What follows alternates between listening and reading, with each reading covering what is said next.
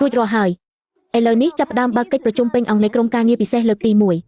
សមាជិកចូលរួមមានវាងយ៉ានប្រធានក្រុមការងារគឺខ្ញុំនិងអ្នកចូលរួមស្ដាប់ព្រមទាំងកត់ត្រាឈុនប្រធានបទនៃកិច្ចប្រជុំមានតែមួយគត់គឺស្វែងរកមុខអ្នកដែលលាក់ខ្លួនក្នុងទីងឹតដែលលួចដាក់ថ្នាំបំពុលអ្នកយោងតាមបទពិសោធន៍ដោះស្រាយក្តីរបស់គ្រូខ្ញុំវិធីនៃការដាក់ថ្នាំបំពុលមានមិនលើសពី3បែបនោះទេនេះហៅថាការវេកញែកតាមតវិជ្ជាឬហៅយ៉ាងទៀតថាផែនទីផ្នែកគំនិតទី1គឺរបស់ដែលចូលតាមមាត់ឧទាហរណ៍ដូចជាអាហារទឹកថ្នាំនិងរាល់របស់របរទាំងឡាយណាដែលញ៉ាំចូលមាត់ទី2គឺរបស់ដែលប៉ះពាល់ផ្ទាល់ឧទាហរណ៍ដូចជាសម្លៀកបំពាក់ភួយមុងនិងធុបក្រអូបសូម្បីតែជក់សរសេរដែលអ្នកកាន់រាល់ថ្ងៃនិងសៀវភៅដែលអ្នកអានទី3គឺរបស់ដែលដកដង្ហើមចូលទៅក្នុងខ្លួនពោគឺជាពុលដែលឆ្លងតាមរយៈខ្យល់អាកាសអ្វីដែលយើងត្រូវធ្វើនៅពេលនេះគឺវិធីសាស្ត្រជំរុះចេញ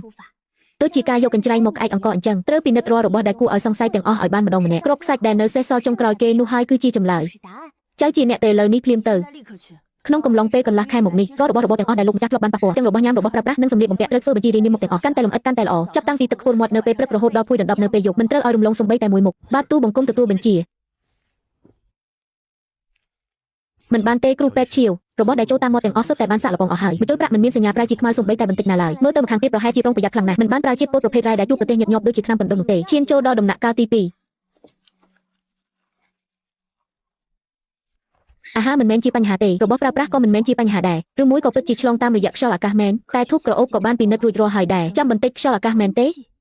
ក្រៅពីធូបក្រអូបទៅនៅមានអ្វីផ្សេងទៀតដែលអាចផ្លាស់ប្ដូរសមាសធាតុខ្យល់នៅក្នុងបន្ទប់បានជាបន្តបន្ទាប់បែបនេះឈប់សិននេះគឺជាធ្យូងអ្វីអ្នកនាងឈៀវនេះគឺជាធ្យូងប្រាក់សាយជាវត្ថុសម្រាប់ថ្វាយដែលបានប្រទានមកពីក្នុងវាំងមានតែលោកម្ចាស់និងម្ចាស់ដទៃទៀតប៉ុណ្ណោះទើបអាចប្រើប្រាស់បានឬថាពេលដុតទៅគឺមិនមានផ្សែងសំបីតែបន្តិចគឺស្អាតបំផុតលឿនឡើងប្រញាប់លើកផាងធ្យូងនេះចេញទៅខាងក្រៅភ្លាមទៅ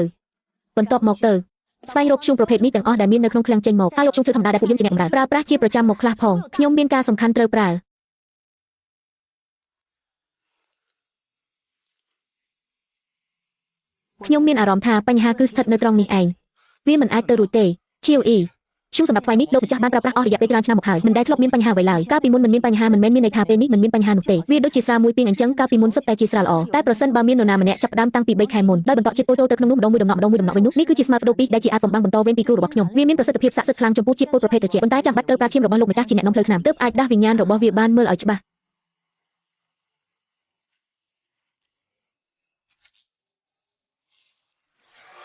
់គឺវានឹងហើ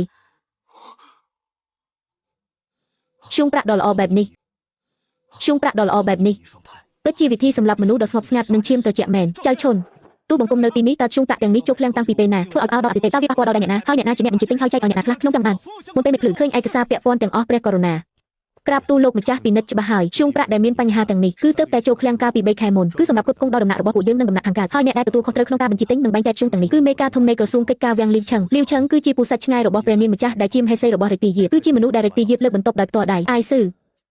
លីវឆឹងល្អណាស់ក្នុងពេលដែលគេផ្ញើកាដូដ៏ធំបែបនេះមកឲ្យខ្ញុំបើពួកយើងមិនតបស្នងទៅវិញទេវាមិនសមរម្យពេកហើយចៅឈុនរៀបចំសេះ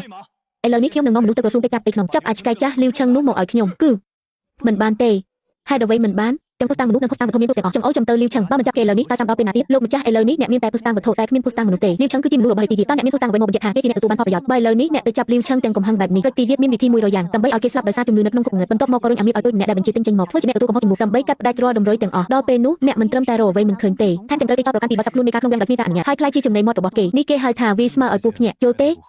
ចុះតាមគំនិតអ្នកតើគួរធ្វើដូចម្តេចពួកយើងត្រូវការទាំងមនុស្សនិងភស្តុតាងជាក់ស្ដែងភស្តុតាងដែលល្អបំផុតគឺចេញពីក្នុងដំណាក់រាជទីយាបយករបស់ដែលដូចគ្នាបេះបិទនឹងឈូងពោលទាំងនេះមករួចឲ្យព្រះនាងម្ចាស់និងលីវឆឹងបង្ហាញទំនាក់ទំនងរបស់ពួកគេឲ្យច្បាស់ចេញមកខាងក្រៅដូច្នេះពួកយើងត្រូវរកវិធីចូលទៅក្នុងសួនច្បារខាងក្រោយនៃដំណាក់រាជទីយាបដោយចំដំណាក់រាជទីយាបមានការយាមកាំតឹងរឹងដូចជាធុងដែកអញ្ចឹងជាពិសេសគឺសួនច្បារខាងក្រោយនៃដំណាក់ខាងកើតមនុស្សក្រៅមិនអាចចូលទៅបានឡើយបរិសុទ្ធចង់ចូលទៅគឺពិបាកណាស់ប៉ុន្តែបើមនុស្សស្រីចង់ចូលទៅគឺងាយស្រួលជាងច្រើនជាពិសេសគឺមនុស្សស្រីដែលអាចឲ្យព្រះនាងម្ចាស់បើកទ្វារទទួលដោយផ្ទាល់និងទទួលស្វាគមន៍យ៉ាងកក់ក្ដៅលោកម្ចាស់ខ្ញុំសូមខ្ចីឃ្លាំងរបស់អ្នកប្រើបន្តិចខ្ញុំត្រូវការសរសៃសូត្រដែលល្អបំផុតសូត្រប្រេនិងគុជខ្យងត្បូងមានតម្លៃនិងរោមបក្សីនេះជាសោខ្លាំងឲ្យអ្នកស្រេចតែអ្នកចង់ប្រើចុះអ្នកនាងរបស់ទាំងនេះស្អាតខ្លាំងណាស់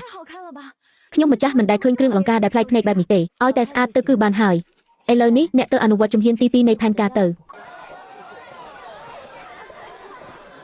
អូនស្រីផ្កាឈូរីរបស់អ្នកនេះពិតជាប្លែកភ្នែកណាស់តើទិញមកពីហាងណានដែរនេះមិនមែនទិញមកនោះទេនេះគឺជាស្នាដៃរបស់អ្នកនៅក្នុងរាជធានីដែលជាអ្នកច្នៃផ្កាម្នាក់មិនព្រមបញ្ចេញឈ្មោះពួកកូនម្នាក់នេះមានចរិតចម្លែកណាស់ក្នុងមួយខែធ្វើតែ3ទៅ5ដុំប៉ុណ្ណោះហើយផ្ដល់ជូនតែអ្នកដែលមាននិស្ស័យជាមួយគ្នាទោះមានមានស្រាក់រាប់ពាន់ក៏ពិបាកនឹងទិញបានដែរអ្នកច្នៃផ្កាអីក៏មានឈ្មោះល្បីល្បាញម្លេះគ្រាន់តែជាជាងធ្វើគ្រឿងអលង្ការម្នាក់ហ៊ានមកធ្វើចរិតរកខ្ពស់នៅចំពោះមុខយើងផងខ្ញុំមិនខ្វល់ថាអ្នកប្រើវិធីណានោះទេក្នុងរយៈពេល3ថ្ងៃខ្ញុំត្រូវតែជួបមនុស្សម្នាក់នេះឲ្យបានឲ្យគេយកម៉ូដដែលល្អបំផុតទាំងអស់របស់គេមកឲ្យយើងទាំងអស់ ម្ចាស់ជាវអ៊ីស៊ឺជាប់នឿយហើយអ្នកមើលចុះមេតបទៅកាន់វាំងខាងកើតលើកនេះគឺដូចជាចូលទៅក្នុងរូងងាយគ្រួនខ្លាចចឹងត្រូវប្រុងប្រយ័ត្នគ្រប់យ៉ាងកុំបារម្ភអីខ្ញុំគ្រាន់តែជាអ្នកច្នៃម៉ូតូតាច់ម្នាក់តែចង់តែតោងសុខសៀតនឹងអ្នកមានអំណាចម្ដងការបានជួបព្រះនាងម្ចាស់គឺជាសំណាងដែលខ្ញុំសន្សំមក8ជាតិហើយ